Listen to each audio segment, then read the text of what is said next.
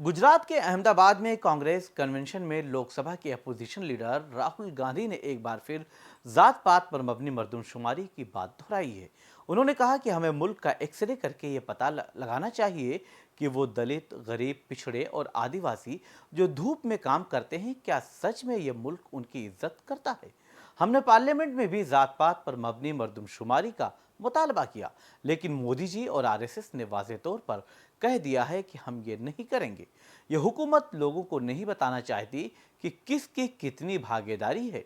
राहुल गांधी ने कहा कि बांग्लादेश के वजीर आजम बोलते रहे, लेकिन मोदी जी खामोश रहे। नरेंद्र मोदी सीधा मत्था टेक देते हैं। आज़ादी के लिए हम सिर्फ अंग्रेज़ों से नहीं लड़े थे, हम अंग्रेज़ों के साथ साथ आरएसएस से भी लड़े थे। आरएसएस का नज़रिया जंग आज़ादी का नज़रिया नहीं है। आरएसएस ने रामलीला मैदान में इस संविधान यानी आइन को जलाया था। राहुल गांधी ने कहा कि 100 साल पहले गांधी जी कांग्रेस पार्टी के सदर बने थे। 150 साल पहले सरदार पटेल जी इसी सरजमीन पर पैदा हुए थे। गांधी जी और सरदार पटेल जी कांग्रेस पार्टी के फाउंडेशन हैं। उन्होंने कहा कि मैं पिछड़ों, दलितों और आदिवासियों के लिए काम कर रहा हूं। उन्होंने अपनी तकरीर के दौरान बीजेपी और मोदी हुकूमत पर जमकर तनकीद की और सख्त सवाल पूछे।